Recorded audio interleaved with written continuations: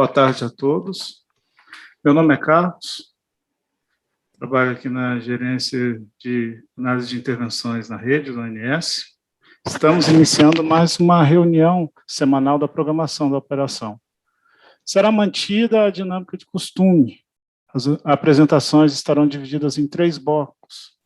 Entre cada bloco, teremos intervalo de 5 minutos para o recebimento de dúvidas e questionamentos.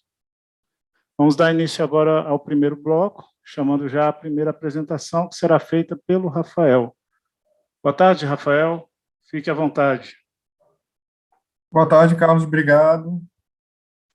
Boa tarde a todos. Vou compartilhar aqui com vocês a apresentação.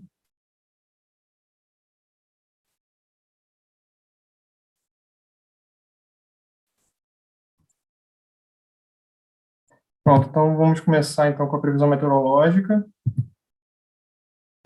No decorrer da semana, tivemos a passagem de 2 frentes frias pela região sul do país. A primeira frente, ela avançou pelo Rio Grande do Sul no começo da semana e logo depois se afastou em direção ao oceano. Essa primeira frente, ela ocasionou precipitação apenas nas bacias do sul, as bacias de Jacuí, Uruguai e Iguaçu. E a segunda frente fria, ela começou a passar pela região sul do país no dia 7, né, no feriado, e conseguiu avançar até o litoral do Rio de Janeiro aí no dia de hoje. Essa última frente fria, né, essa segunda frente, ela ocasionou totais de chuva mais elevados nas bacias do sul, em comparação com a primeira frente fria, tá? Especialmente aí na bacia do Jacuí, apresentou totais elevados aí de precipitação, aí por conta dessa segunda frente fria, da passagem da segunda frente. Outro destaque dessa frente foi a precipitação ocorrida também nas bacias do Paranapanema, sobre o lago de Itaipu, e também de forma isolada na calha principal do Rio Paraná. Em relação às bacias do norte, o destaque ficou por conta das pancadas de chuva em pontos isolados aí da bacia do Rio Madeira. Então, o principal destaque aí para as bacias do norte ficou por conta dessa precipitação, então, de forma isolada aí sobre o Madeira. Em relação às temperaturas, elas seguiram estáveis aí nos primeiros dias da semana, com exceção aí de Florianópolis e Rio de Janeiro, que apresentaram um declínio no sábado, né, no primeiro dia da semana operativa. Esse declínio também atingiu Curitiba na segunda-feira, no dia 6, e Porto Alegre no feriado, no dia 7. Na quarta-feira, no dia 8, Curitiba, São Paulo e Rio de Janeiro, né, as 3 capitais, elas entraram em elevação e voltaram a cair ontem. Voltou a cair ontem em Curitiba e São Paulo e hoje no Rio de Janeiro. Tá? Então, teve bastante oscilação aí em relação às temperaturas aí do sul e do sudeste ao longo da semana. Né? Esse vai e volta aí das temperaturas é bem típico aí da primavera. Né? Então, já mostrando uns sinais aí de transição aí da estação. Né? Padrão já mais parecido com o que é observado durante a primavera. Em relação à geração eólica, ela iniciou a semana estável, teve uma elevação no dia 7, no feriado, e vem caindo desde o dia de ontem, com o avanço da frente pelo litoral da região sudeste, então deslocando aí o sistema de alta pressão e diminuindo um pouco aí os ventos, principalmente no interior da Bahia, para diminuir um pouquinho lá. A geração solar ela seguiu elevada e estável durante a semana, tá? Com exceção dos parques de São Paulo, que apresentaram aí uma diminuição, apresentaram um declínio aí no dia de ontem, devido ao aumento de nebulosidade no interior do estado de São Paulo. Tá? Então, basicamente nos outros parques aí sem mudanças aí, Minas e os parques do Nordeste aí permaneceram estáveis, né? Geração estável elevada aí ao longo da semana toda. Então, o único parque que teve oscilação, que teve uma mudança aí em termos de geração e solar foi aí os parques do interior de São Paulo. Bom, para a próxima semana os modelos eles estão sinalizando um cenário de precipitação um pouco mais favorável para as bacias do sul, também para o trecho incremental, a usina de Itaipu, e para o Paranapanema, em comparação com a semana atual, tá? Muito por conta aí da passagem de uma nova frente fria pela região sul, a partir de segunda-feira, né, a partir do dia 13, esse sistema começa a avançar pela região sul, tá, pelo Rio Grande do Sul. E após a passagem dessa frente, teremos a atuação de área de estabilidade sobre Santa Catarina e Paraná, que irão favorecer aí a ocorrência de precipitação, e principalmente aí sobre as bacias do Iguaçu, aqui próximo do Tibagi, também no Paranapanema, e sobre o Lago de Itaipu. É sobre o trecho incremental à usina de Itaipu. Em relação às bacias do norte, elas permanecem com as pancadas de chuva em pontos isolados. Os principais destaques aí seriam aí o Madeira, né, pontos isolados aí do Madeira, no Baixo Xingu, e também na região próxima ali à usina de Teles Pires. Então, para as bacias do norte, praticamente uma manutenção aí do que já vem ocorrendo aí nas últimas semanas, tá? Sem novidades. Então, o principal destaque seria aí esse cenário um pouco mais favorável para as bacias do sul aí na próxima semana, tá? Em termos aí de precipitação. Bom, partindo dessa premissa que os modelos estão sinalizando para a próxima semana, a expectativa é de que as temperaturas permaneçam estáveis em termos aí de média semanal.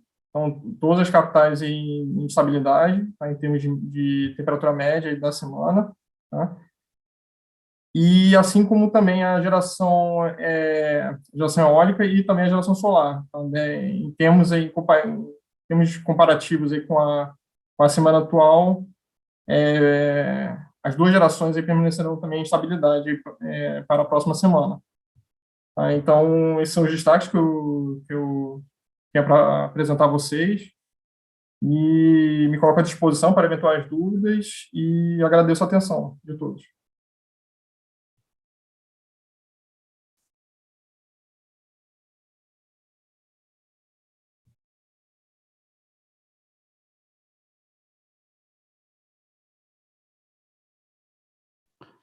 Muito obrigado, Rafael.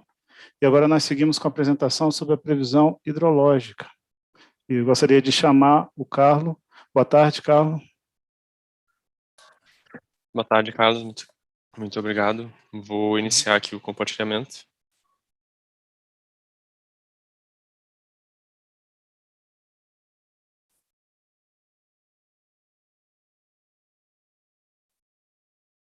Então, boa tarde a todos que nos assistem. Vou apresentar agora os resultados da previsão hidrológica referente à revisão 2 do PMO de setembro. Iniciando, então, pelas previsões de precipitação para as bacias do Grande, Paranaíba, Paraná e Paranapanema. Aqui a gente percebe que tanto nas bacias do Grande quanto do Paranaíba, não são vistas precipitações significativas, ou seja, a gente não percebe nenhum volume muito acima dos 5 milímetros, enquanto nas bacias do Paraná e Paranapanema, a gente já percebe um pouco mais de precipitação. Aqui no Paraná, no dia 15, temos uma precipitação de aproximadamente 5 milímetros. No Paranapanema, a partir do dia 15, a gente já vem um volume um pouco maior de precipitação. Então, ao acompanhamento das zenas para o subsistema sudeste, percebe-se que o subsistema já vinha com um comportamento de recessão, com o patamar verificado em 55% da MLT, e a previsão para as próximas semanas é de um leve aumento nas zenas do subsistema, com a previsão mensal em 59% da MLT, sendo o segundo menor do histórico de 91 anos.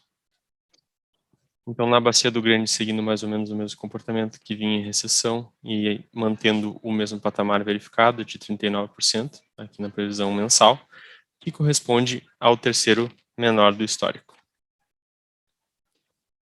Na bacia do Paranaíba também vemos o mesmo comportamento, vinha em recessão, e a previsão é que mantenha o mesmo patamar do último valor verificado de 47%, que corresponde ao segundo pior do histórico. Então, para a bacia do Paranaíba, um comportamento um pouco diferente, em função daquela maior volume de precipitação a partir do dia 14, a gente já começa a ver um aumento aqui nas zenas, que passam de 42% de verificado para um fechamento de 44% no mês, que corresponde ao 11º menor do histórico. Por último, aqui na Bacia do Paraná, a gente vê uma redução aqui nas zenas para o horizonte de previsão, que cai de um patamar de 65% para uma previsão de 59% para o fechamento no mês. Corresponde, então, ao 8º menor do histórico. Passando para o subsistema sul, conforme apresentado anteriormente pelo Rafael, a gente percebe, então, uma precipitação significativa tanto na Bacia do Iguaçu quanto na Bacia do Rio Uruguai, com um valor máximo atingido aqui no Iguaçu de aproximadamente 20 milímetros, e no Uruguai um volume beirando então aos 30 milímetros. Em ambos os casos a gente vê a precipitação mais significativa aqui a partir do dia 14. Com isso então a gente vê as zenas do subsistema sul aumentando. O último valor verificado foi de 48% da MLT, e a gente enxerga então esse aumento até o final do horizonte, com o fechamento para o mês em 76% da MLT, que corresponde ao 44º menor do histórico. Passando para a Bacia do Rio Iguaçu, a gente vê então esse mesmo aumento, com a previsão mensal em 51% da MLT, sendo esse valor correspondente ao 28º menor do histórico. Aqui na Bacia do Rio Uruguai, igualmente, a gente vê o aumento nas zenas, com uma leve variação entre as semanas, com a previsão mensal fechando, então, em 74% da MLT, que corresponde ao 40º menor do histórico. Passando-se, então, para o subsistema norte e nordeste, a gente não tem precipitação significativa tanto no São Francisco quanto no Tocantins. Então, com isso, a gente vê aqui o subsistema nordeste em um patamar de estabilidade, com o patamar verificado sendo o mesmo da previsão mensal de 46%, que corresponde ao 6º menor do histórico. Aqui vemos o acompanhamento hidrológico dos postos do Médio São Francisco, que corroboram o comportamento mencionado no último slide, e de estabilidade. Então, aqui passando para a Bacia do São Francisco, a gente vê essa mesma estabilidade, com a previsão mensal fechando em 46%, com o 6º menor do histórico. Aqui já para o subsistema norte, a gente vê a recessão nos últimos tempos, com o último patamar verificado em 93%, e a tendência é a continuidade da recessão nas afluências no subsistema, com a previsão mensal ficando em 77% da MLT, que corresponde ao 15º menor do histórico. Na Bacia do Tocantins, a gente percebe um comportamento semelhante aí do próprio subsistema norte, que já vinha em recessão, e aí a previsão indica que a manutenção deste comportamento, com a previsão mensal em 54% da MLT, sendo este o 3º menor do histórico. Aqui a gente vê a previsão hidrológica semanal entre o dia 11 e o dia 24. A maioria das bacias se encontram na faixa abaixo de 80% da MLT, com exceção de algumas bacias mais ao norte do país, como Madeira, Tapajós e o Parnaíba. Com relação à previsão hidrológica mensal, que vemos as zenas em porcentagem da MLT para o PMO, para a revisão 1 e para a revisão 2. Para o subsistema sudeste, a gente não vê grandes modificações, a variação é baixa. Aqui, para o subsistema nordeste, a gente vê a manutenção dos 46%. Para o subsistema sul, é onde a gente percebe a maior variação entre as revisões, que mantiveram um patamar de em torno de 59%, 54% para PMO e para a revisão 1 e 76% para a Rev 2. Então, aqui para o subsistema norte, a gente vê uma mesma manutenção de patamar em torno ali dos 75%, 77%. Então, vendo aqui a previsão mensal de setembro e outubro, a gente percebe pouca variação entre as revisões, que para o subsistema Sudeste e Centro-Oeste variou de 35% a 120%. Aqui para o subsistema Sul, a revisão 2, ela descola um pouco das demais previsões aqui para as próximas semanas do mês de setembro, mas para outubro também elas concordam com as outras revisões, ficando entre 22% e 274%. No subsistema Nordeste, então, a gente vê também as previsões concordando bastante, então a variação para o mês de outubro ficando entre 17% e 108%, e para o subsistema Norte entre 43% e 141%. Aqui é apresentado a evolução do armazenamento de todos os sistemas. A gente percebe que em todos os sistemas já os reservatórios vêm sendo utilizados. Para o subsistema Norte, esse armazenamento atualmente é de 68%. Para o subsistema Nordeste, 47%. Para o subsistema Sul, 26%. E para o subsistema Sudeste, em torno de 20%. Apresentando, então, a evolução de alguns aproveitamentos específicos, sendo eles Serra da Mesa, Furnas, Nova Ponte, Emborcação e Três Marias. Também a gente vê a utilização do armazenamento desses reservatórios. Então, aqui, Três Marias em 40%, Serra da Mesa em 25%. Aqui a gente tem Furnas em 15%, Emborcação em 10%, Nova Ponte em aproximadamente 11% e Tumbiara em 9,4%. Eu agradeço pela atenção e fico à disposição para responder quaisquer perguntas. Muito obrigado.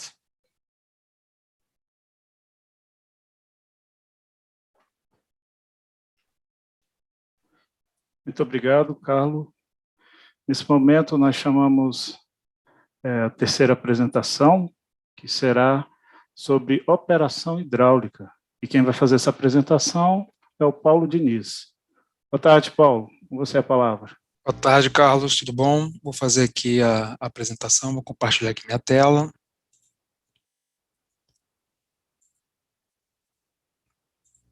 Bom, ok. A agenda que nós tivemos essa semana em relação às salas de crise, salas de situação da Agência Nacional de Águas, foi uma agenda pequena, uma agenda curta, com somente 2 reuniões. Uma reunião do Rio São Francisco e depois uma reunião do Rio Paraná. Do Rio do Paraná, onde tem abrangido todas as subbacias do Rio Paraná numa única reunião. Na verdade, é uma sala de gestão de recursos hídricos, né, uma vez que participam delas todas as entidades gestoras de recursos hídricos de todos os estados da bacia do Rio Paraná, e o INS é convidado para participar dessa reunião, diferentemente das outras salas de crise, né, onde o INS é integrante. Eu vou passar rapidamente, né, os destaques dessas 2 salas. Primeiramente, em relação à Bacia do Rio São Francisco, a reunião foi realizada na quarta-feira, dia 8/9. Nela já foi apresentada a prospecção de evolução dos níveis tanto de Três Marias quanto de Sobradinho, utilizando já a referência estabelecida lá na determinação da CREG, né, isso já consta nos nossos informes publicados lá no Sintregre, no qual a gente tem aqui como vazões médias de Três Marias no período até 30/11, de 650 metros cúbicos por segundo, e Sobradinho, apesar do estabelecimento da CREG definir 1.500 em Xingó, de 2/9 a 30/9, e depois 2.500 de 1 a 31/10, né, em função da limitação de nível que se tem em Sobradinho, né, ao final desse período, conforme estabelecido na CREG, que é de 15%, a vazão média que nós consideramos nessa simulação foi de 2.060 metros cúbicos por segundo. Com esses 2 cenários, Três Marias atingiria ao final desse período, né, na data 30/9, 21,1%, e Sobradinho atingiria 17,6%. A próxima reunião ela foi definida para o dia 5/10, agora de 2021. Em relação à bacia do Rio Paraná, também foi realizada a reunião no dia 8/9, quarta-feira, na parte da tarde. Como eu comentei, né, é uma reunião informativa, né, dado que boa parte das determinações são estabelecidas pela CREG. O destaque maior dessa reunião foi a formalização da interrupção da hidrovia Tietê-Paraná no trecho entre Nova Vanhadava Ilha Solteira e Três Irmãos, deixando claro aqui que a interrupção da hidrovia é para fins de escoamento de grãos, né? Ainda continua havendo ainda navegação em outras atividades, por exemplo, como extração de areia e transporte de cana-de-açúcar. Segundo o Departamento Hidroviário, o último comboio nesse trecho ele passou no dia 26/8, né? Até em função dos níveis que a gente vem vivenciando, né? A gente, obviamente, já está operando com níveis bem abaixo desse aqui estabelecido nessa última data, né? 324,2 metros lá em Ilha Solteira, Três Irmãos. Bom, essa aqui é a agenda que a gente tem ainda valendo agora para o final do mês, né? Agora em setembro a gente tem, agora mês 10, previsão São Francisco, a próxima do Paranapanema, 1/10, a região sul, a próxima reunião dia 30/9, próximo do Tocantins, 28/9, e a do Paraná ainda a ser confirmada.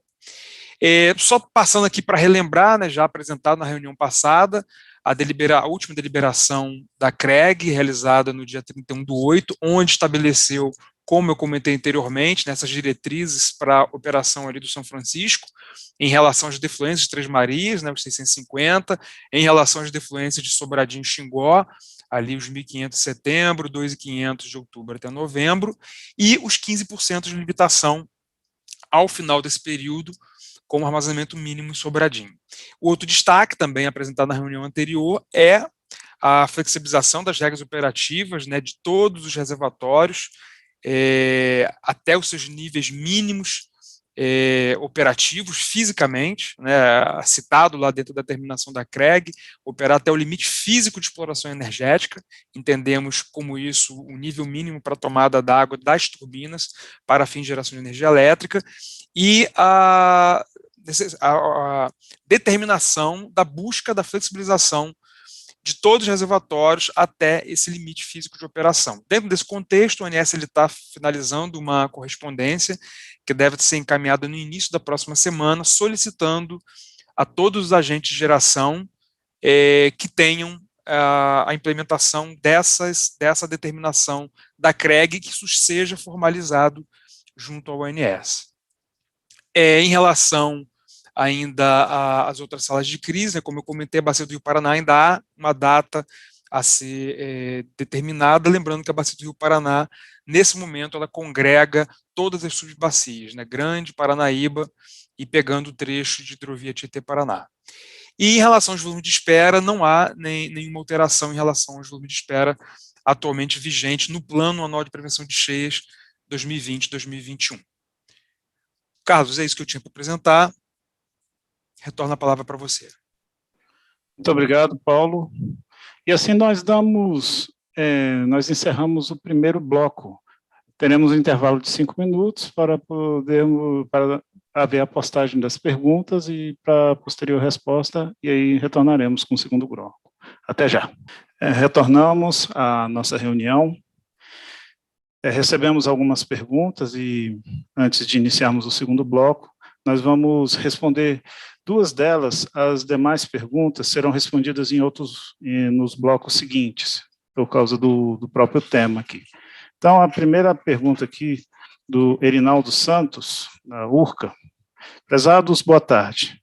Com todo esse cenário crítico, seria possível manter nos níveis atuais as restrições de Porto Primavera e Jupiá, principalmente na época da obrigatoriedade, por conta do período de Piracema?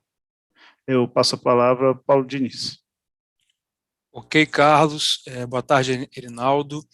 Bom, Erinaldo, a gente, como você mesmo citou, né, a gente está vivendo um cenário crítico, né, nunca vivenciado na história da operação da Bacia do Rio Paraná, tanto sob a ótica hidrológica, né, sob a quantidade de vazão que a gente vem observando em cada um dos trechos do rio, da Bacia do Rio Paraná, sob a ótica hidráulica, né, em relação às condições de armazenamento de cada um dos reservatórios dessa bacia. A expectativa é que a gente atinja, ao final desse período seco, níveis de armazenamento significativamente baixos. E uma coisa diretamente ligada a isso, realmente, são as restrições de vazão mínima ali de Porto Primavera e Jupiá, principalmente em relação ao período de Piracema. Isso é algo que vem sendo monitorado, tá, constantemente, sob a ótica das nossas avaliações, isso é externalizado junto ao CMSE e a CREG, né? Certamente qualquer decisão de atender ou não e o valor que se vá atender vai depender dessa avaliação mais próximo do final do período chuvoso, né, onde a principal, ao final do período seco, onde a principal variável aí, dentro desse contexto, é se o período chuvoso próximo ele vai começar dentro da normalidade, né, do período de normalidade, ou se ele vai ter algum tipo de atraso, né? Então, realmente isso é uma pergunta que a gente só vai ter alguma resposta mais precisa mais próximo do final do período seco, agora de 2021. Ok, obrigado, Paulo. Mais uma pergunta aqui que a gente direciona para você. A pergunta do Gabriel, da Electra Energy. Prezados, boa tarde. Poderiam me confirmar a informação apresentada na programação hidráulica? A perspectiva é que o volume útil de Sobradinho seja de 40,7% no início de outubro? Boa tarde, Gabriel. A expectativa que a gente tem nessa simulação feita para a reunião agora da última quarta-feira, de 8 e 9, seria esse valor sim, tá? 40,7%.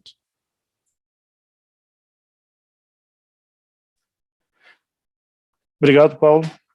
E agora a gente dá início aqui ao segundo bloco. Nesse segundo bloco, teremos as apresentações, e nós vamos começar com a apresentação sobre a previsão de carga para a programação diária e acompanhamento diário semanal. Essa apresentação será feita pelo Gabriel. Boa tarde, Gabriel. Palavra com você.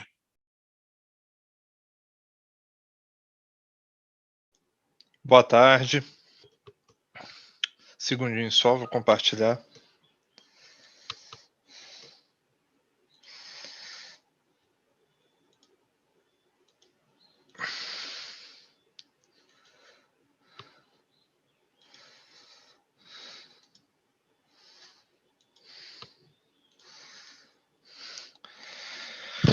Bom, boa tarde a todos. Eu vou falar um pouco aqui, apresentar para vocês os desempenhos da previsão de carga para a programação diária ao longo dessa última semana operativa. Então, estamos apresentando aqui do período de 3 de setembro a 9 de setembro, no caso da sexta-feira passada até ontem. Então, nós tivemos aqui um desempenho bom no dia 3. No sábado, nós tivemos um desvio significativo no subsistema Sudeste, muito devido a se esperava uma temperatura mais elevada aqui, mas a carga não respondeu de acordo, apesar de ter ocorrido essa temperatura. No domingo, seguiu o mesmo padrão. Já no feriado de 7 de setembro, foi o dia que tivemos com desvios mais significativos. As premissas foram adotadas, nós tínhamos premissas de queda de temperatura e nós tínhamos uma base de feriados, que são os feriados de 7 de setembro dos anos anteriores, e o domingo imediatamente anterior. Nós tínhamos indicativos de queda de temperatura em relação ao domingo, no dia 5 de setembro, e que, apesar dessas premissas serem concretizadas, a carga não respondeu de acordo. Ela respondeu ela veio muito mais forte do que aquilo que se estava esperando. O que já foi elevado aqui no dia 8 de setembro, ajustando a previsão, mas ainda assim a carga respondeu com mais força ainda, muito alta essa carga que foi verificada aqui no dia 8 de setembro, e no dia 9 de setembro foi registrado uma carga mais baixa, muito em função da queda de temperatura que houve. Foi um clima mais ameno. Durante esse período, nós observamos aqui o desempenho da programação diária e do Previcarga D100, como acompanhamento. O perfil do feriado aqui, o Previcar D100 ainda tem uma certa dificuldade na detecção desse perfil. E nos outros dias, aqui no dia 8 de setembro, a gente tinha uma previsão bem mais baixa no Previcar D100 e nossos modelos de referência, e acabou se verificando uma carga bem mais alta. No subsistema sul, nós tivemos um desempenho muito bom até o dia 6 de setembro, com desvios também no dia 7 de setembro, muito devido a essa indicação de queda que acabou não se verificando. E no caso do sul, entendeu? Houve também um grande volume de turistas, entendeu? As pessoas viajaram muito para o sul nesse feriado. Teve um grande fluxo de turismo aqui na região sul do país, e também aqui já no dia 8 e 9 de setembro houve uma certa influência da greve dos caminhoneiros, que acabou impactando um pouco a carga.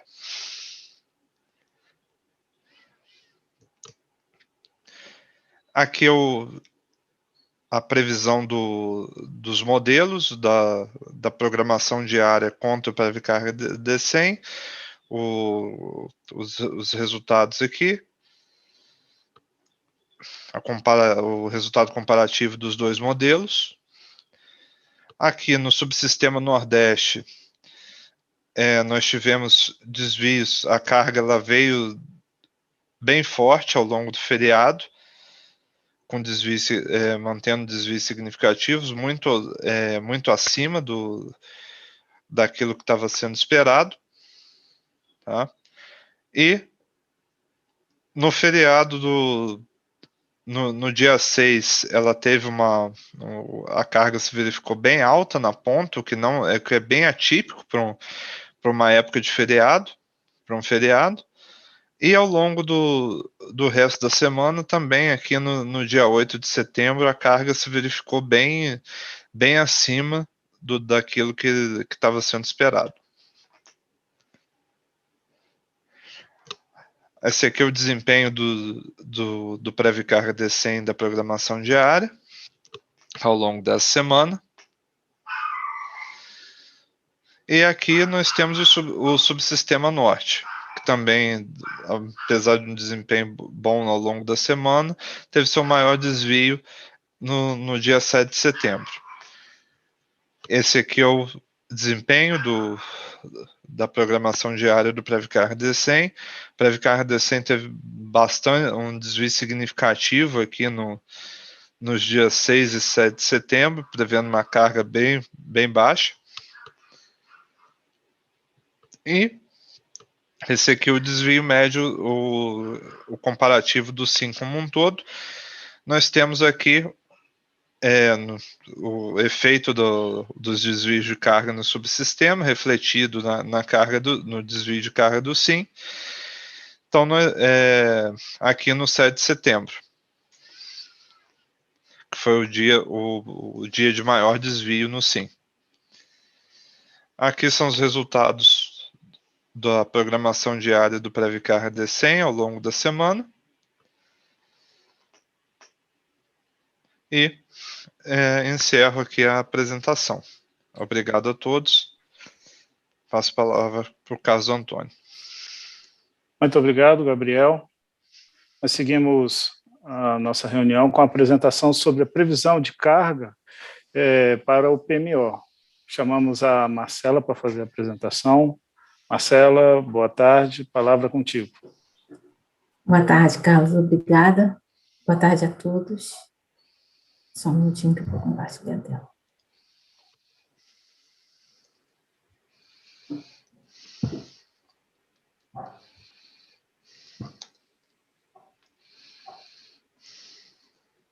Só um minutinho que eu tive um problema aqui para compartilhar.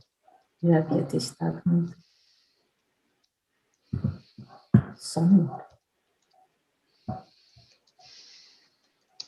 Gabriel, Sim? você pode dar seguimento ao seu compartilhamento para mim, por favor? O meu A minha compartilhamento. apresentação está seguida da sua. Você está no Teams? Não. Douglas, então. Posso, já estou compartilhando aqui, Marcelo. Tá bom, obrigada, Douglas.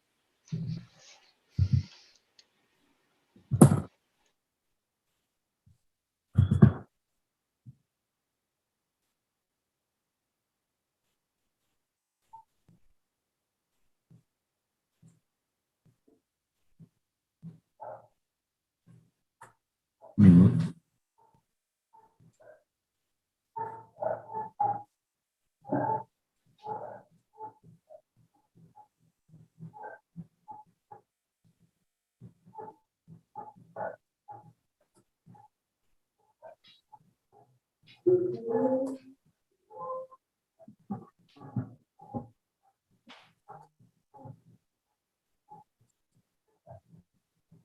Acho que já está na tela. Tá bom, então. Então, dando continuidade, nós começamos a falar agora do acompanhamento semanal da carga e as previsões que foram consolidadas no estudo da segunda revisão semanal, que trata especificamente da semana de 11 e 17 do Norte. Bem, oi? Pode a apresentação, Douglas.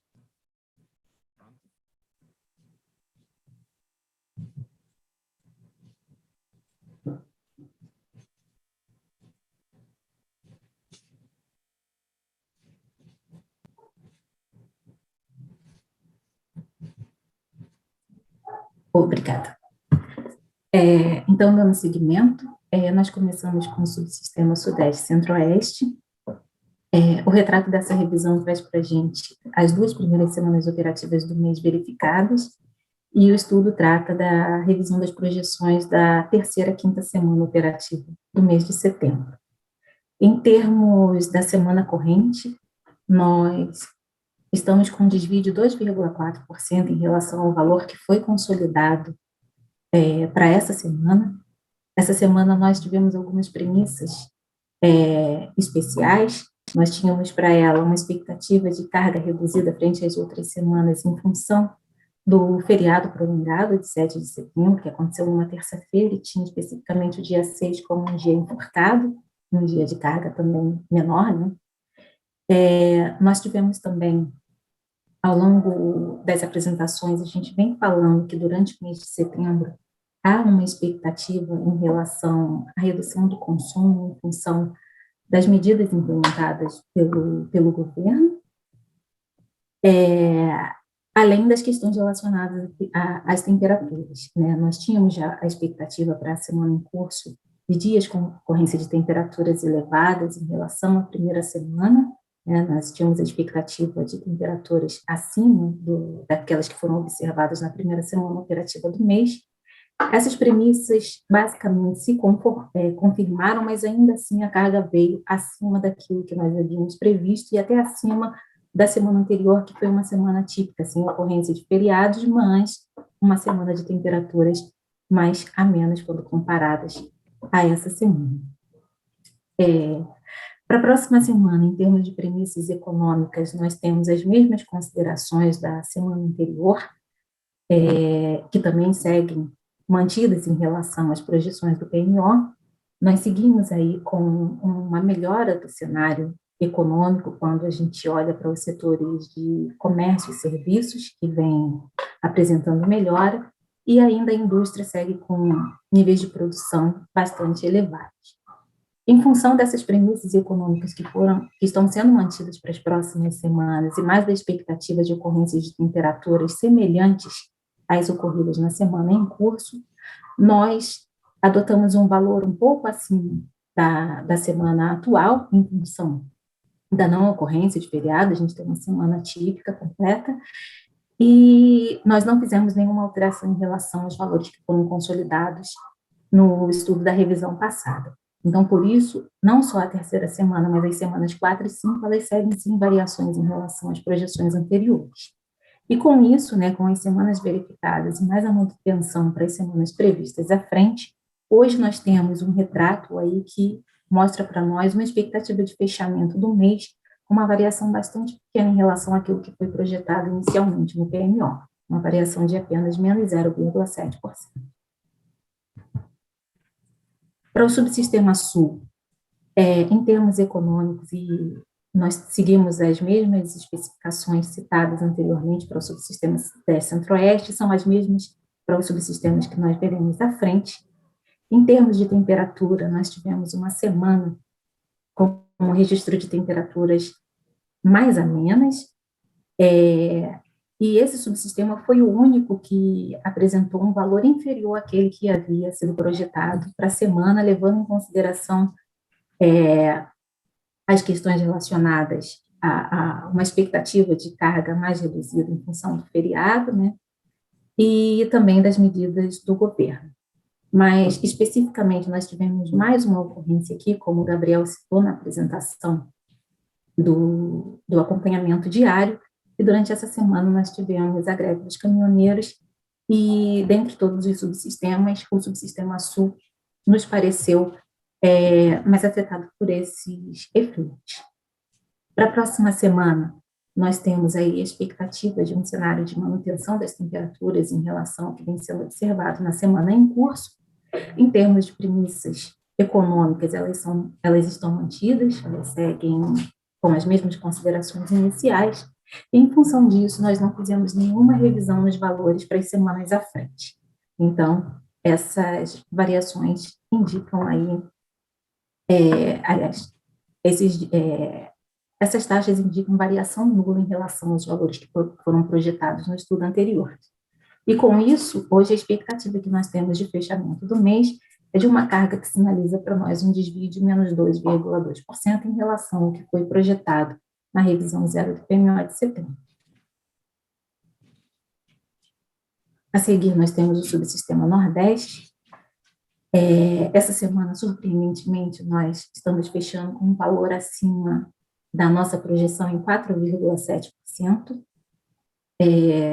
As premissas em relação às temperaturas, elas foram confirmadas, as temperaturas, com exceção de Salvador, que ficou com temperaturas um pouquinho acima em relação ao que havia sido projetado, e nós tivemos também uma particularidade em termos de precipitação, que é o que influencia bastante na carga desse subsistema. Nós vínhamos de semanas com estabilidade em termos de condições meteorológicas. Esse período é um período em que nós temos observado, né, ocorrência de precipitação, ocorrência de chuva e chuvisco, né, principalmente na madrugada e no início da manhã, nas 3 capitais, mais presente, né, em Salvador e em Recife, mas essa semana foi um período de estiagem, não choveu, e isso acabou impactando positivamente na carga e fazendo com que a carga também verificasse acima da nossa projeção. O feriado teve efeito de enforcado também, eles se verificaram abaixo dos mesmos dias em relação à semana anterior, mas outras variáveis impactaram para que a carga verificasse acima das nossas projeções. Em termos de temperatura, elas praticamente estão mantidas em relação ao comportamento da semana em curso, e em termos de precipitação, a expectativa que nós temos é de que volte a chover naqueles níveis que são típicos para essa época do ano, mas que fazem uma diferença no comportamento da carga. Nós fizemos uma alteração de 0,9 em relação ao que foi projetado na revisão anterior, somente para a terceira semana, enquanto que as semanas 4 e 5, elas se mantiveram em relação ao estudo anterior. Com isso, hoje, a sinalização de fechamento do mês indica para nós uma variação de 0,7% em relação à projeção inicial do PMO de setembro. Aqui nós temos o subsistema Norte. A semana também, assim como o subsistema Sudeste, Centro-Oeste e Sul, fecharam com uma carga acima da projeção, embora tenha havido confirmação de basicamente todas as premissas que foram consideradas. No caso do Norte, em particular, a gente associa isso também ao nível de produção mais elevado, tanto que os dias do feriado, eu digo os dias porque tem o feriado dia 7, o dia enforcado dia 6, eles não apresentaram redução em relação aos demais dias típicos da semana, e esse também foi um fator que contribuiu para esse desvio mais expressivo, né, de 3,8%, que é o que está sendo esperado para o fechamento da semana. Em função desses acontecimentos e basicamente da manutenção das premissas que vêm sendo consideradas ao longo das previsões, nós fizemos algumas pequenas alterações para as semanas à frente. Nós elevamos a carga em 1,6% em cada uma dessas semanas, e essa revisão, juntamente com os valores verificados das 2 primeiras semanas operativas do mês, eles compõem para nós uma nova expectativa de fechamento do mês, com um valor de 6.308, frente aos 6.161 megawatts médios previstos inicialmente, e hoje essa nova expectativa sinaliza um desvio de 2,4% em relação à previsão inicial.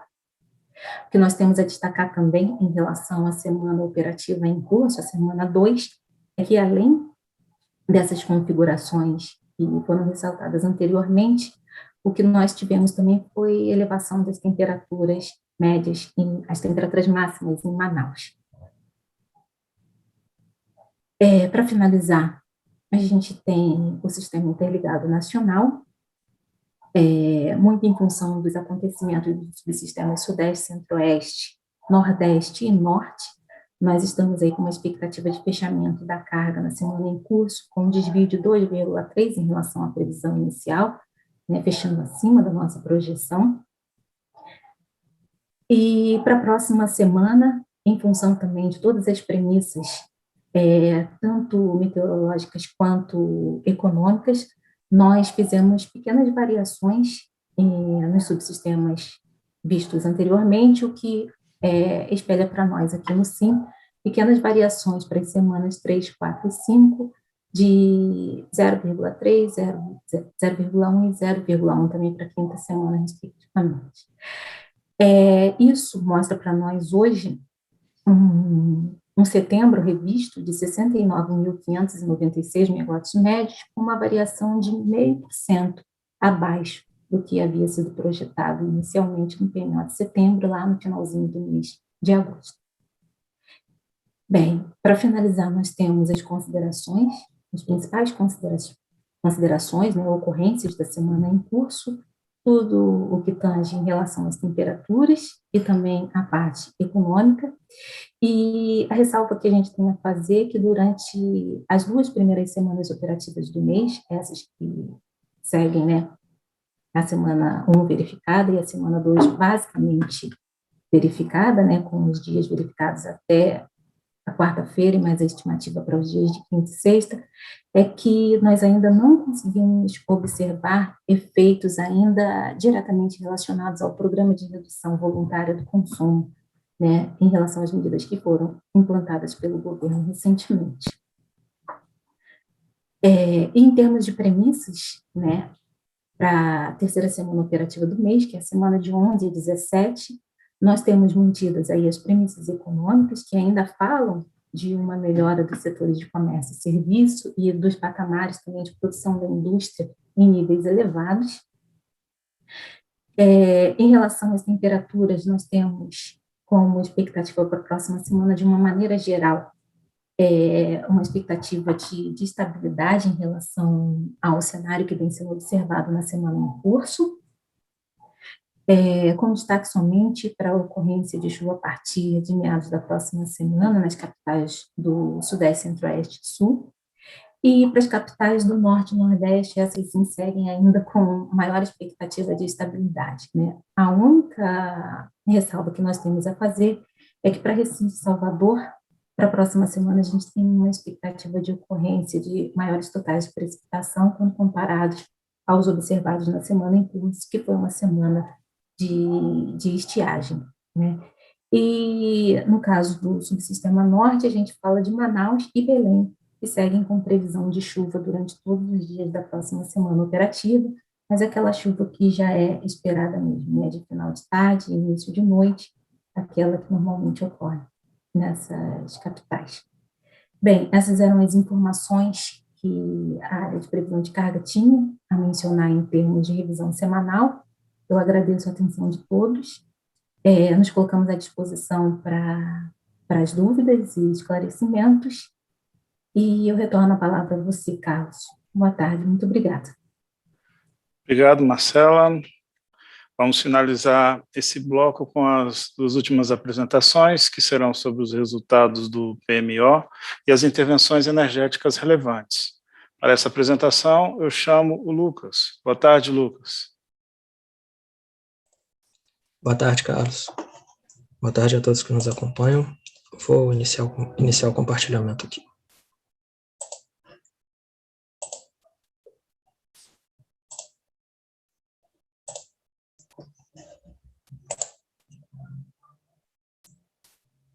Bom, dando início, então, à apresentação sobre os resultados do modelo DECOMP para essa revisão 2 do PMO de setembro.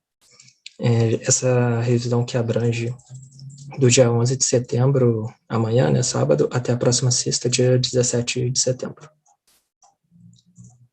Antes de entrar, de fato, nos resultados, a gente sempre traz os destaques de cada revisão, e para essa revisão 2, a gente teve a atualização dos CVUs das usinas.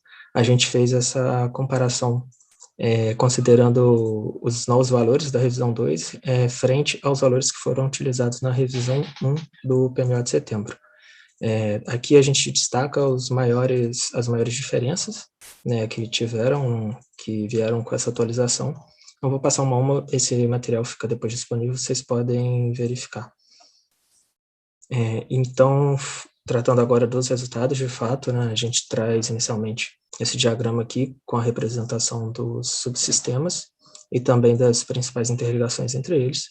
A gente também consegue verificar os valores dos custos marginais de operação em todos os patamares para todos os subsistemas. O custo marginal ele teve uma variação aí de R$ 855 aproximadamente no patamar leve até 880 aproximadamente no pesado. Isso nos dá um valor médio de R$ 868,30 por megawatt-hora, e esse valor ele está válido para todos os subsistemas. A gente pode perceber que no diagrama também o atingimento de alguns limites na transferência de energia entre esses subsistemas. A gente vê a transferência do subsistema Nordeste para o nó fictício. Então, né, ele está atingindo o limite, bem como também no somatório da transferência do subsistema Nordeste para o Sudeste, com esse nó fictício também para o Sudeste e Centro-Oeste. A gente também traz para vocês sempre alguns estudos que tentam refletir e explicar de forma mais clara, né, quais foram os principais impactos numa redução ou elevação do custo marginal, né? E a gente, na semana anterior, na revisão, a gente ficou com um custo aproximado de R$ 1.261 por megawatt-hora, e esse CMO teve uma redução, né, como eu já comentei anteriormente, agora um valor aproximado de 868, e olhando de fato para os subsistemas Sudeste, Centro-Oeste, Sul e Norte, a gente vê que o principal fator aqui foi a atualização de vazões. A gente consegue ver um impacto também nos outros estudos, mas que não tem a mesma relevância da atualização de vazões aqui, que acabou trazendo essa redução do CMO para esses 3 subsistemas. E é bem similar também à análise quando a gente olha o subsistema Nordeste. Ele estava num nível menos elevado, um pouco, né, um nível inferior do CMO na revisão passada, estava aproximadamente R$ 968, então ele teve uma redução aí média de R$ 100 por megawatt-hora, e também o principal fator aqui para essa redução foi a atualização de vazões. Vindo agora para a indicação do modelo da geração térmica, a gente tem aqui para a próxima semana operativa uma indicação de 13,16 gigawatts. A gente, comparando, né, a semana anterior, a gente tem uma redução aí de aproximadamente 1.300 megawatts, e então a gente gosta até de destacar também que é uma indicação do modelo, né, uma vez que esse despacho térmico ele é coordenado diariamente pela programação diária. Falando um pouco agora sobre o comando de despacho antecipado das usinas AGNL, nós temos 3 usinas, né, a usina de Santa Cruz, Luiz A.R. Melo e Porto Sergipe 1.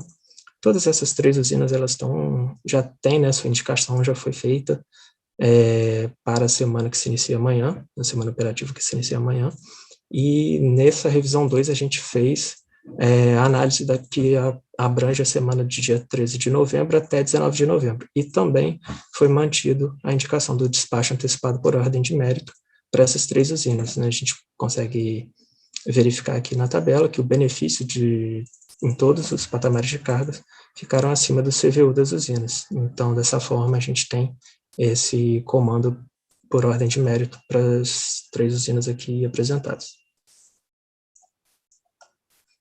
Passando agora, falando um pouco sobre a energia armazenada nos subsistemas, a gente começa pelo subsistema Sudeste e Centro-Oeste, e a nossa partida, né, dessa revisão foi em 19,1%.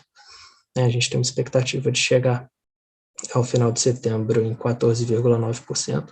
É um valor um pouco abaixo ao que foi verificado, né, na revisão anterior, que estava na casa de 15,2%.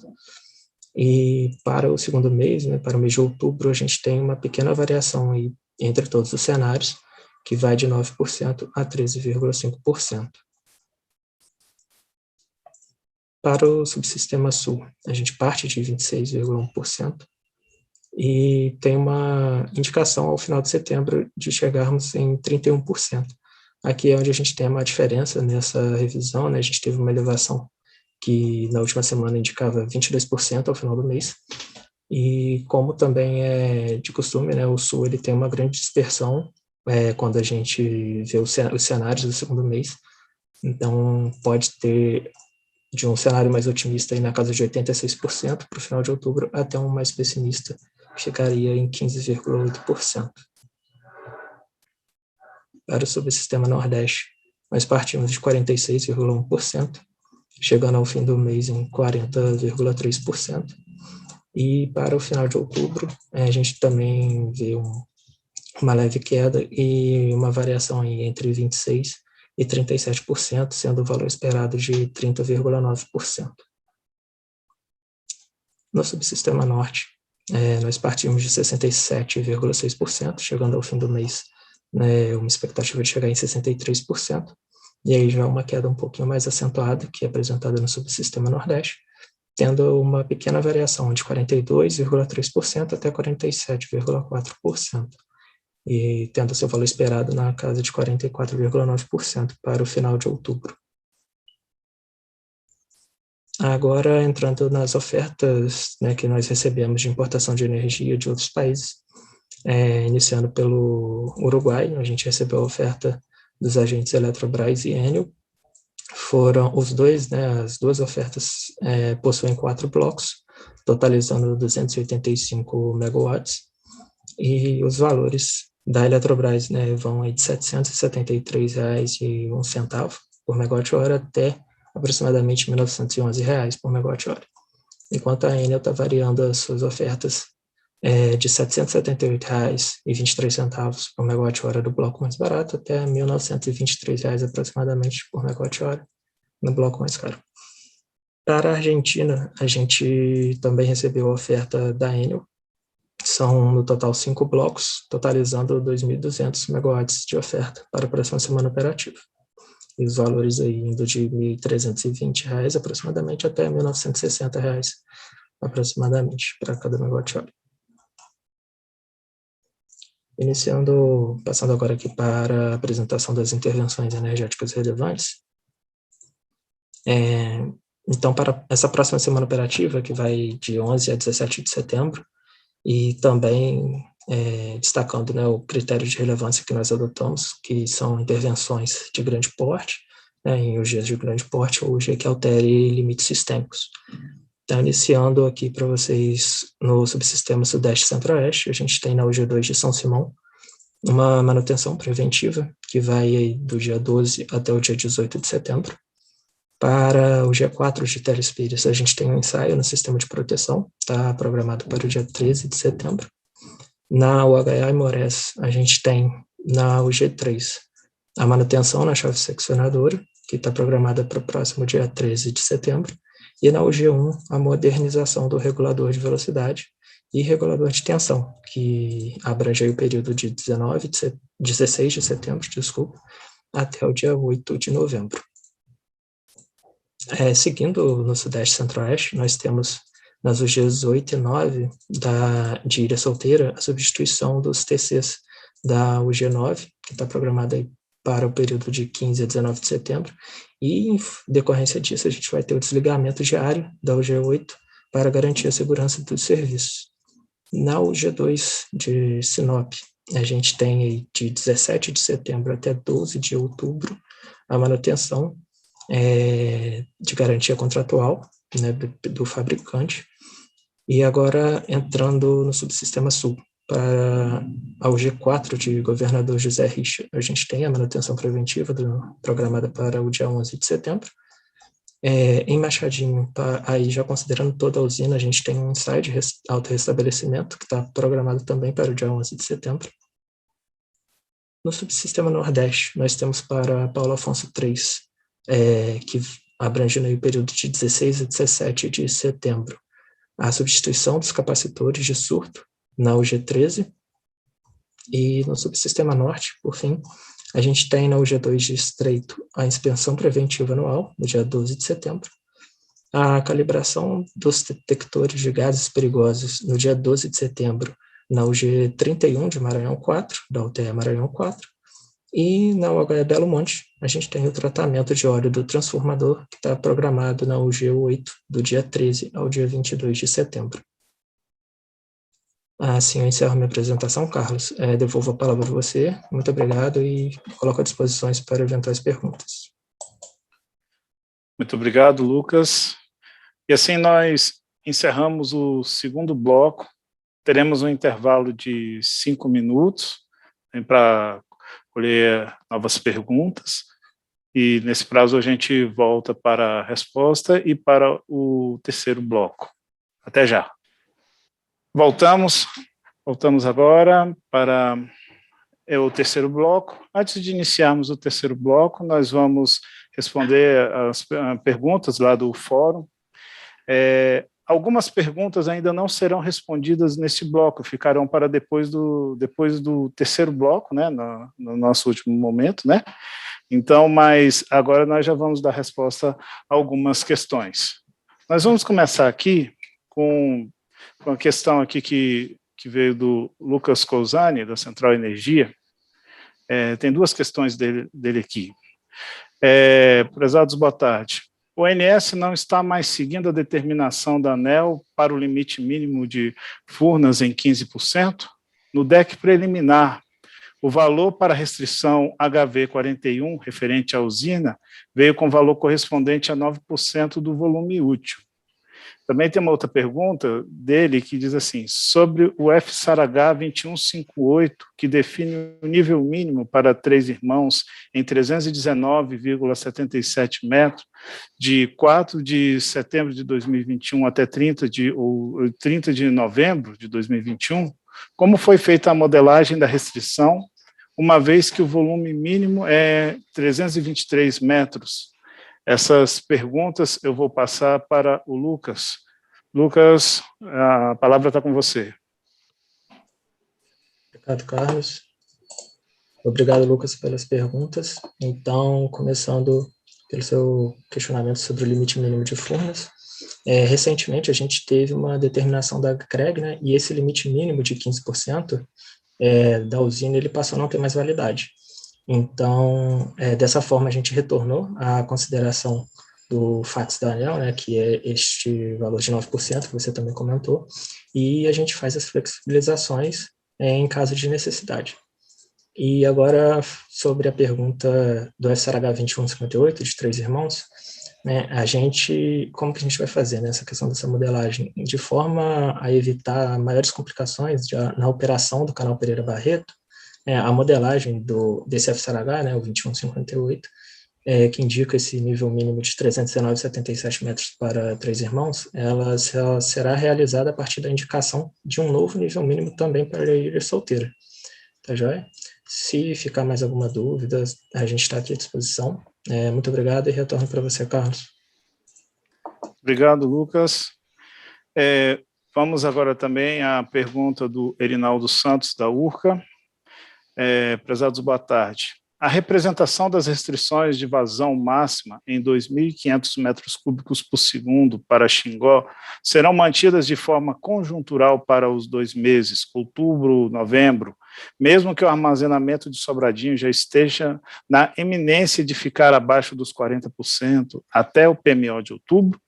Conforme simulações, é possível estimar que o armazenamento mesmo deve iniciar o dia 25 de setembro ligeiramente acima dos 40%. Então, seria plausível utilizar a vazão de 2.500 metros por segundo somente para o mês de outubro nos modelos New Wave, Decomp? Passo a palavra para o Paulo Diniz. Ok, Carlos. Boa tarde, Erinaldo.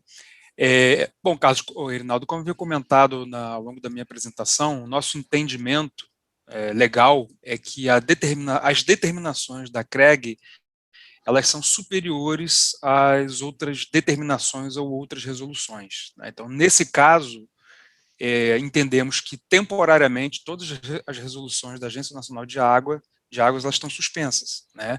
No caso do São Francisco, que é a sua questão, a resolução número 81 da Agência Nacional de Águas, ela então está suspensa. Então, nesse contexto, não há necessidade do cumprimento dos 40% de Sobradinho ao longo desses próximos meses. Então, a gente estaria livre com a condição de operação de vazão defluente de 2.500 e a limitação é o nível mínimo Sobradinho de 15%. Ok, obrigado, Paulo. Mais uma pergunta. A pergunta do Pedro da Engie Brasil.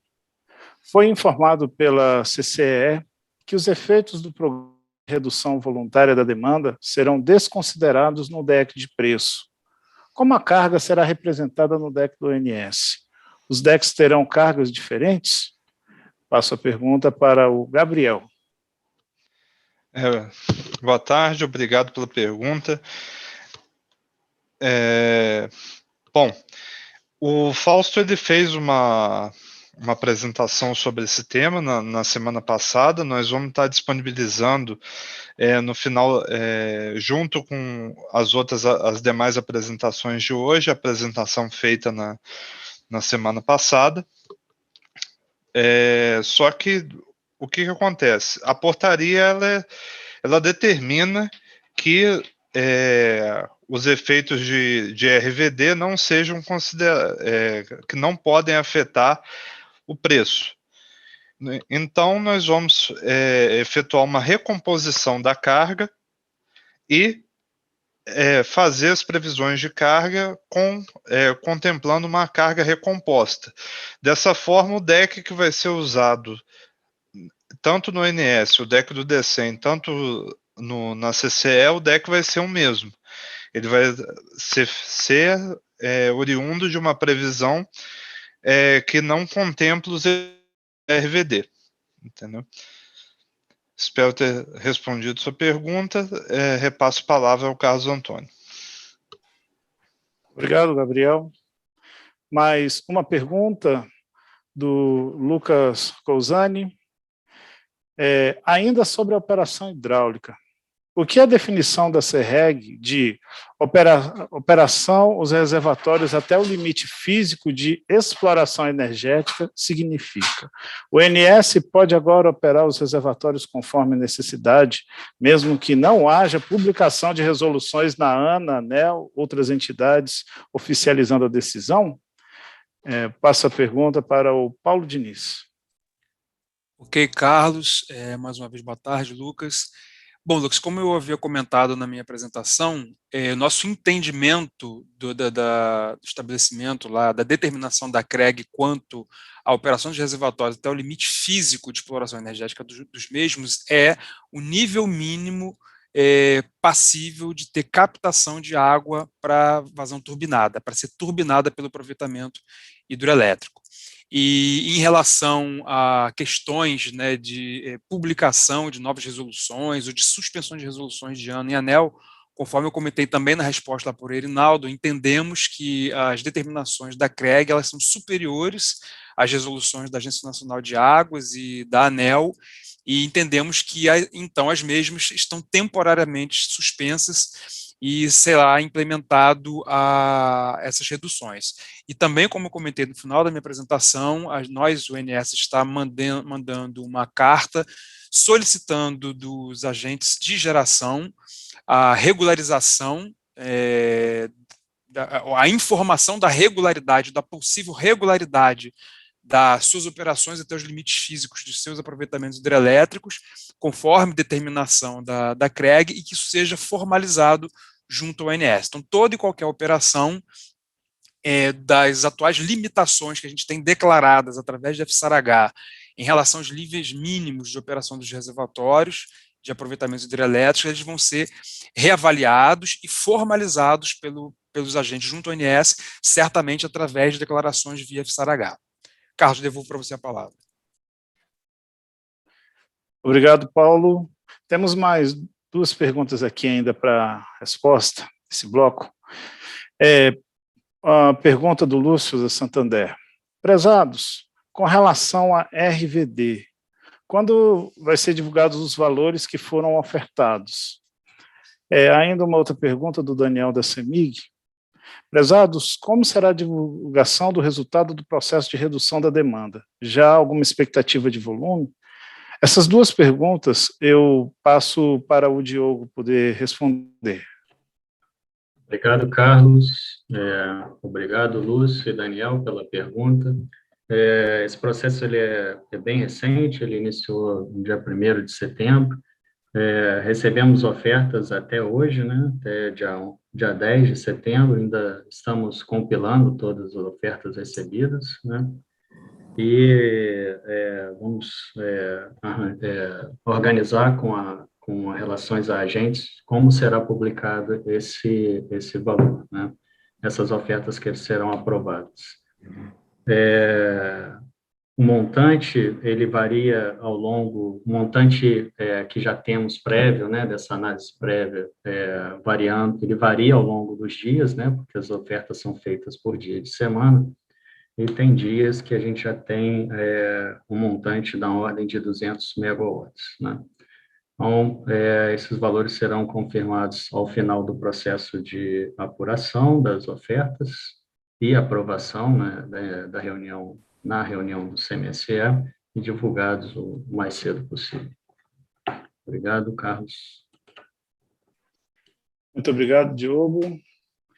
Agradecemos as perguntas enviadas até agora.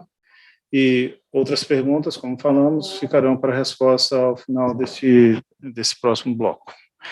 Então, iniciando as apresentações do terceiro bloco, nós teremos a primeira apresentação, limites elétricos e as principais intervenções elétricas. Essa apresentação será feita pelo Josué.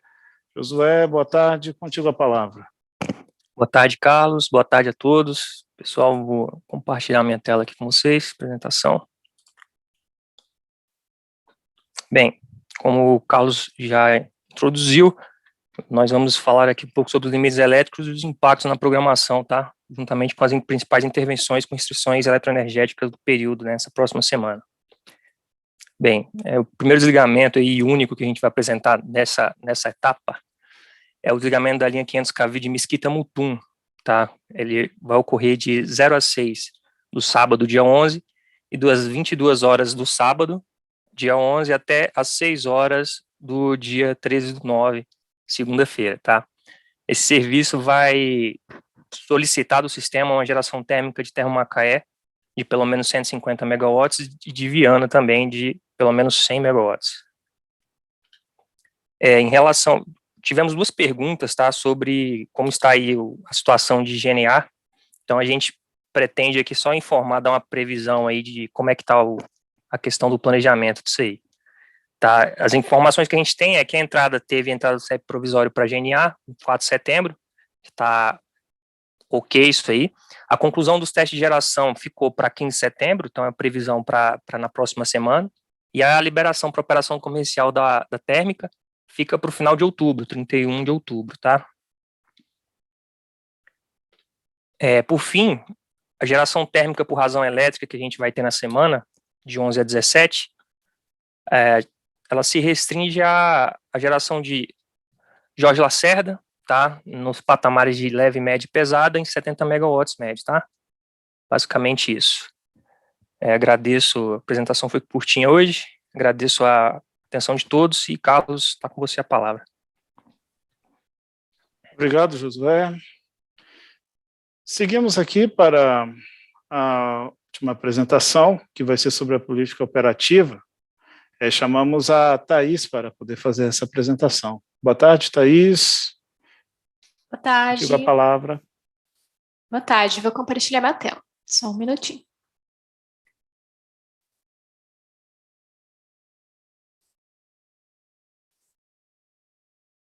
Pronto. Então, boa tarde a todos. Agora eu vou iniciar a apresentação sobre a política operativa dessa semana, do dia 4 até o dia 10 de setembro.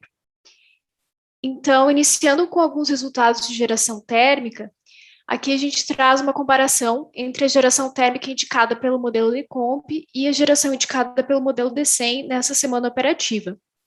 A gente pode verificar que houve diferença, né, na geração térmica indicada por esses dois modelos, sendo que, de modo geral, o despacho do DECEM é inferior àquele indicado pelo DECOMP. Essas diferenças, elas ocorreram devido a diferenças de declaração de disponibilidade por parte dos agentes e também por causa de diferenças de ordem de mérito. A exceção seriam os dias 4 e dia 7 de setembro, no qual o modelo DECEM indicou uma geração térmica superior àquela do DECOMP. Nesses 2 dias, no dia 4 e no dia 7, foram casos no qual o DECEM foi publicado em contingência sem unit commitment térmico. Outro destaque seria a questão do final do dia 10 de setembro, no qual houve uma redução do CMO no Nordeste devido a uma elevação de geração renovável, que provocou uma redução ou desligamento de algumas térmicas nesse subsistema, então reduzindo os valores. Partindo então para uma análise dos resultados, fazendo uma comparação entre a programação indicada pelo DECEM e a efetuada no PDP, a gente tem que, para o subsistema Sudeste e Centro-Oeste, houve algumas diferenças na geração hidráulica, sendo, no geral, uma redução de geração hidráulica no PDP em relação ao indicado pelo modelo DECEM. Essas diferenças, elas resultaram de ajustes necessários para compatibilizar as diretrizes e políticas operativas, com o objetivo de controlar o armazenamento das bacias na região Sudeste e Centro-Oeste, conforme foi autorizado pelo CMSE, e também devido à necessidade de ajustes de unit commitment hidráulico. Em relação à geração térmica, a gente nota que o PDP eleva a geração térmica em relação ao indicado pelo modelo DECEM. Essas diferenças foram em função dos testes da térmica de GNA1 e também do despacho por garantia energética. Em relação ao subsistema Sul, a gente nota que também há algumas diferenças na geração hidráulica do PDP em relação ao DECEM, hora superior, hora inferior. Essas diferenças, elas decorrem, né, de ajustes que são necessários para compatibilizar a diretriz e a política operativa, mas também com o objetivo de controlar o armazenamento das bacias da região, conforme autorizado pelo CMSE. Em relação à geração térmica, a gente nota que as principais diferenças que ocorreram foram em função do despacho da térmica de Pampa Sul, que não é modelado no DECEM, e do ajuste de disponibilidades informadas pelos agentes, além do despacho por garantia energética, conforme autorizado pelo CMSE. Em relação ao subsistema Nordeste, a gente nota que a geração hidráulica majoritariamente é reduzida no PDP em relação ao indicado pelo modelo DECEM. Essas diferenças, elas ocorrem devido às diretrizes e à política operativa de defluência da bacia do Rio São Francisco e também a compatibilização da política operativa. Em relação à geração térmica, a gente nota que o PDP eleva a geração térmica em relação ao indicado pelo DCEM, e essas diferenças ocorrem devido ao despacho por garantia energética. Em relação ao subsistema norte, a gente verifica que há algumas diferenças também em relação ao PDP e DCEM. A gente verifica que essas diferenças ocorrem devido a ajustes para atendimento dos limites de transmissão, unit commitment hidráulico e também compatibilizar a política operativa. E em relação às térmicas, não ocorreram diferenças significativas entre DCEM e PDP para o subsistema norte. Em relação ao intercâmbio internacional, a gente verifica que nessa semana houve intercâmbio tanto do Uruguai quanto intercâmbio com a Argentina durante todos os dias da semana operativa. Agora a gente apresenta um balanço médio semanal da programação. A gente pode verificar que a carga média do SIM ficou em torno de 67,7 gigawatts médios, e isso representa uma redução de aproximadamente meio giga em relação à semana passada. As eólicas do subsistema Nordeste ficaram em torno de 9,27 gigawatts médios, o que também representa uma redução de aproximadamente 1 gigawatt médio. O subsistema Sul ele se configura como importador de energia de aproximadamente 1,8 gigawatts médios, e isso representa uma redução em relação à semana passada de aproximadamente 0,6 gigawatts médios. Como eu já comentei, a gente nota que houve importação tanto da Argentina quanto do Uruguai. Em relação aos bipolos, a gente nota que o bipolo do Madeira ficou com uma exportação próxima de 0,5 gigawatts médios e o Xingu 4,27 gigawatts médios. Em relação à geração de Itaipu, a gente nota que houve uma elevação em relação à semana passada. O valor de geração de Itaipu ficou próximo a 6,8 gigawatts médios, o que representa uma elevação de 0,7 gigas em relação à semana passada. Nas próximas figuras, a gente apresenta também um balanço da semana, mas agora em médias horárias, né? Então, a gente pode verificar por subsistema, e para o subsistema Sudeste e Centro-Oeste, a gente nota que esse subsistema ele se configura como importador ao longo de todo o período do dia. A gente tem uma elevada participação da geração térmica, e a geração hidráulica ela faz modulações ao longo do dia para atender o perfil da curva de carga. Em relação ao subsistema Sul, esse subsistema também se configura como importador de energia praticamente todos os períodos do dia, e a geração hidráulica faz modulações mais expressivas, fazendo uma modulação para atendimento da ponta de carga também. Em relação ao subsistema Nordeste, esse subsistema já se configura como fortemente exportador de energia, tanto geração térmica quanto eólicas elevadas, como eu já mencionei, eólica acima de 9 gigawatts médios. E em relação ao subsistema Norte, esse subsistema também se configura como exportador. A geração hidráulica, ainda que mais reduzida por causa da sazonalidade, ela ainda faz modulações para também atender o perfil da curva de carga. Aqui, nessa tabela, a gente apresenta a geração térmica média semanal e os principais motivos para essa geração térmica. Então, a geração térmica da semana ficou próxima a 15,8 gigawatts médios, e cerca de 89% desse valor ocorreu devido à ordem de mérito, 6% devido à declaração de inflexibilidade, 5% devido à garantia energética e menos de 1% devido a unit commitment. Agora a gente vai começar a apresentar alguns resultados de CMO. Então, fazendo uma comparação entre o CMO indicado pelo modelo DCEM e indicado pelo modelo DECOMP, a gente analisa que tanto para o subsistema Sudeste quanto para o subsistema Sul, o CMO do DCEM acompanha, ficou próximo daquele indicado pelo DECOMP. Porém, ali no domingo, dia 5/9, no feriado, dia 7/9, houveram algumas diferenças nos patamares de carga leve e que são em função do melhor detalhamento da previsão de carga nesses dias. Também, devido ao melhor detalhamento da previsão de carga, durante a semana a gente nota que nos patamares de carga pesada, o CMO do DCEM ultrapassa, fica um pouco maior que o CMO do DECOMP, e em especial no dia 9/9, que foi o dia de maior carga nessa semana. Em relação ao subsistema Norte, a gente nota que, de maneira geral, o CMO do DECEM acompanha o DECOMP e apresenta um comportamento parecido com o que eu já mencionei no slide anterior. Agora, em relação ao subsistema Nordeste, a gente nota que o CMO do DECEM ele está mais próximo ao CMO dos demais subsistemas, enquanto que o CMO do DECOMP ficou desacoplado, né, com valores mais inferiores. E essa diferença se deve ao melhor detalhamento da rede no modelo DECEM. Outro destaque seria os dias 5 e dia 10 do 9, no qual houve uma redução do CMO ali no Nordeste, devido à maior oferta de geração renovável.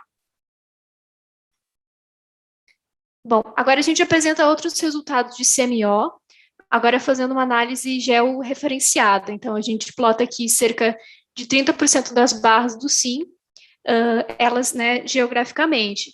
Então, a gente pode notar que, por exemplo, para o dia 10 do 9, no horário das 21 horas, os CMOs do subsistema Nordeste eles estão um pouco mais reduzidos em relação aos demais subsistemas. Porém, a gente tem um destaque, porque há um CMO mais elevado na região ali de Sergipe, devido ao atingimento do limite térmico da linha de 230 kV Itabaiana e Itabaianinha. Outras análises que a gente pode fazer também, utilizando o CMO, são análises estatísticas. Então, para isso, a gente utiliza a ferramenta do Boxplot, que é uma figura que apresenta quais seriam os valores mínimos, primeiro quartil, mediana, terceiro quartil, máximo, e também alguns possíveis outliers desses dados. Então, fazendo uma análise por subsistema, a gente pode notar que para o Sudeste e Centro-Oeste, nota-se que há uma dispersão nesses valores de CMO, e também que há outliers a partir das 9 horas da manhã, que estão relacionados também ao atingimento do limite térmico da linha de Itabaiana e Itabaianinha.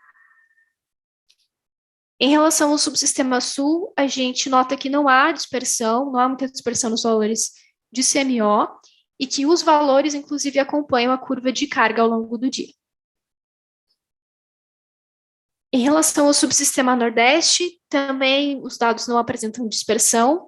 Existem outliers a partir das 9 horas da manhã, que estão relacionados ao limite da linha Itabaiana e Itabaianinha, e também existem CMOs nulos ao longo do dia, que estão relacionados ao limite de escoamento do conjunto eólico Campo Largo. Em relação ao subsistema Norte, a gente nota que há uma maior dispersão nos valores de CMO, existem outliers a partir das 8 horas da manhã, aproximadamente, e que estão relacionados ao limite de carregamento dos circuitos da linha de 500 kV Tucuruí-Xingu. Também, ali no período da madrugada, entre 2h30 e 5h30, foram identificados CMOs reduzidos, na ordem de R$120 por megawatt-hora, que são decorrentes de um SGI 45.106.21, que limita a geração da térmica de Mauá em 466 megawatt-hora. Bom, agora a gente apresenta como que está sendo o balanço energético de cada um dos subsistemas por um período de 12 meses. Então, iniciando com o subsistema Sudeste e Centro-Oeste, a gente nota que nos últimos meses, né, a geração hidráulica vem sendo reduzida, né, para preservação de níveis, mas que nas últimas semanas houve essa necessidade de uma exploração um pouco maior. Ainda assim, esse subsistema se configura como importador de energia.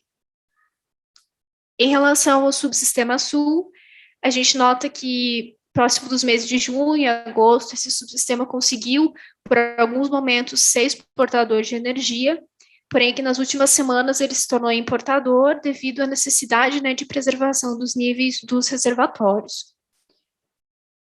Em relação ao subsistema Nordeste, esse subsistema, né, se configura como exportador de energia, com destaque para, né, nos últimos meses, nas últimas semanas, um aumento da geração eólica e térmica. Em relação ao subsistema Norte, a gente nota que esse subsistema se configura como exportador de energia. Desde junho, a gente nota uma redução na geração hidráulica, de acordo com a sazonalidade hídrica, mas que em agosto e setembro essa geração se tornou praticamente estável, ainda assim sendo possível esse subsistema se tornar exportador de energia. Seria isso, eu retorno a palavra para você, Carlos. Obrigada. Muito obrigado, Thaís.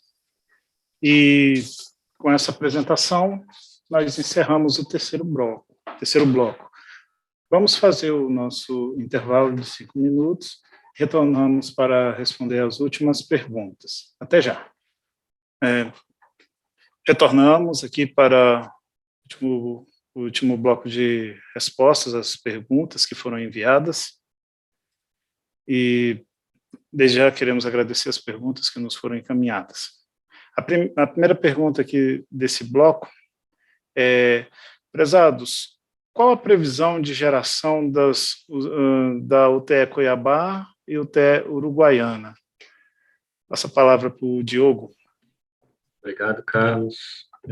Obrigado pela pergunta, Daniel. O TE Cuiabá e Uruguaiana não existe nenhuma pendência de acesso, e o CVU foi aprovado na penúltima reunião do CMSE para iniciar a operação em outubro, né? O agente está fazendo a tratativa do específico do combustível, né? E aí deverá confirmar essa entrada em operação. Obrigado, Carlos. Obrigado, Diogo. O Aguilar Ferrari da Eletronorte faz uma observação a respeito da informação da linha Mesquita-Mutum, que foi apresentada como sendo pertencente à área norte-nordeste, mas que precisa ser corrigida. Nós vamos encaminhar aqui a equipe para que seja corrigido e que nas próximas apresentações que tiver essa linha, ela já venha com a localização correta também aqui no sistema. Agradecemos. A próxima pergunta é da Mônica da CPFL. Diz assim: prezados, Porto Sergipe está comandada no mérito até novembro. Podem me informar qual a geração esperada? Me parece que esse mês a disponibilidade está reduzida, não sendo gerado o máximo. Então, queria saber qual a geração esperada para os próximos meses. Passamos a palavra para o Lucas. Obrigado, Carlos. Boa tarde, Mônica. Obrigado pela pergunta. Bem, como você citou, né, a disponibilidade está reduzida realmente, Porto Sergipe. Eles atualmente estão com manutenção em uma máquina e, devido a isso, eles têm mandado essa disponibilidade, eles têm gerado próximo ali, né, a 1.035, 1.040 megawatts. A expectativa é que se mantenha, né, essa disponibilidade. Lógico que a gente atualiza semanalmente, né, mas temos esse SG, né, essa manutenção, ela está cadastrada, ela vai até novembro, então a expectativa é que ela se mantenha no mesmo patamar atual. Obrigado, Carlos. Obrigado. Obrigado, Lucas. E a última pergunta aqui, prezados, é a pergunta do Erinaldo, da URCA. Os testes de GNA1 têm previsão de terminar em 15 de setembro. Entretanto, ficou mantida a data oficial de operação comercial de 31 de outubro. Qual o motivo? Ou podemos esperar uma antecipação a qualquer momento após as conclusões dos testes? Passo a palavra para o Josué. Tá, ok. Obrigado, Erinaldo, pela pergunta. Bem, a questão dos testes de GNA, eles de fato são uma previsão, tá? Não só é uma previsão a data do término dos testes aqui em setembro, quanto também a operação comercial. Então, o que a gente tem que a data de 15 de setembro não foi impeditiva para mudar a data de 31 de outubro. Então, a gente está mantendo a mesma previsão. Caso tenha alguma atualização, na próxima reunião a gente deve trazer as novas datas, tá? Mas o que, por enquanto, a gente tem é isso aí. Obrigado. Obrigado, Josué. E com essa última resposta, nós estamos chegando ao fim dessa reunião. Queremos agradecer a todos os participantes, a todos os colegas aqui que apresentaram, a equipe técnica também, que viabilizou essa apresentação aqui na plataforma, e desejamos a todos um excelente final de sexta-feira, um ótimo final de semana, e até semana que vem, na próxima reunião.